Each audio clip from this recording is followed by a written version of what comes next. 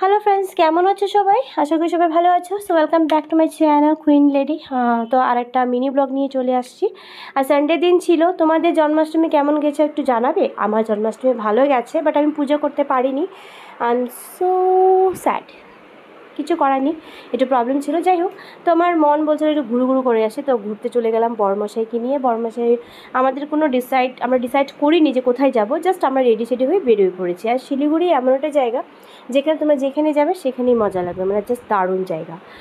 Out of Siliguri বলতে পারো। তো যাই হোক, তো আমরা চলে গেছি কোথায়? চলে গেছি ঝর্ণার জায়গায়, যেখানে ঝর্ণা পড়ে। আর এই জায়গায় আমি নতুন এসেছি, যেটা দারুণ লেগেছে। কিন্তু সেদিন মনটা এত, আমার যেমন কোথাও ঘুরতে গেলে একটু মনটা একটু ফ্রেশ লাগে, আনন্দ লাগে, সেদিন আমার মনটাকে জানি না আমি আনন্দ মানে ফ্রেশ করতে পারছিলাম না। যাই হোক, এখানে ঘুরতেও ইচ্ছা করছিলো, ঘুরতেও গেছি। এত ভালো জায়গায় আমার বর মশাই নিয়ে গেছে, তো তাও মনে হচ্ছিলো কিছু একটা কমি মানে এরকম একটা কিছু মনে হচ্ছিলো। যাই হোক, তো গেছি, তো ভাবলাম একটু ভিডিও শ্যুট করে নিই। আর ফুল ভিডিও তো শ্যুট করতে পারছি না, কেন কি টাইমই হচ্ছে না।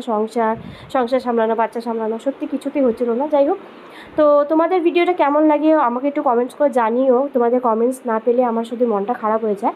আর যদি কমেন্টস তোমরা যদি বলো যে আমার ভিডিও কোয়ালিটি কেমন, ভিডিও কেমন করে আমি বানাই, সেটা যদি আমি পাই তোমাদের কাছ থেকে কিছু ভালো রেসপন্স, তাহলে আমার আরও এনার্জি বেড়ে যায়। যাই হোক, ভাবলাম এই সানডের দিনটা তোমাদের সাথে শেয়ার করি। তো অনেকক্ষণ নদীতে বসার পর উপরে, অনেকটা উপরে, মানে এক 1 কিলোমিটারও না, সামথিং এমন কিছু হবে না, 1 কিলোমিটার না।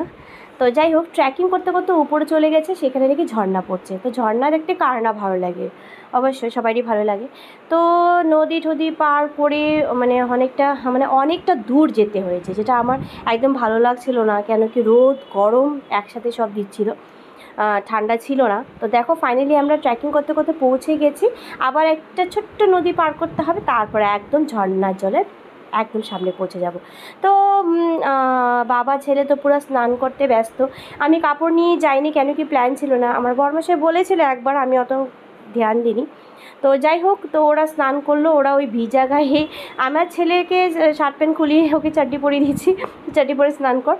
তো ওকে কেন কাপড় নিই নি। তো আমার বরমশাই মানে শার্ট ছিল, তো ওই ভিজা অবস্থায় বাড়িতে গেছে। আর আমাকে আমার বরমশাই বলছিল আসো, বাট আমি বললাম না, আমি ভিজা অবস্থায় বাড়ি যেতে পারবো না, তোমরা স্নান করো, আমি দেখি আনন্দ নিচ্ছি। রিলস বানালাম, ফটোশ্যুট করলাম, খুব সুন্দর ছিল, সত্যি দারুণ লেগেছে।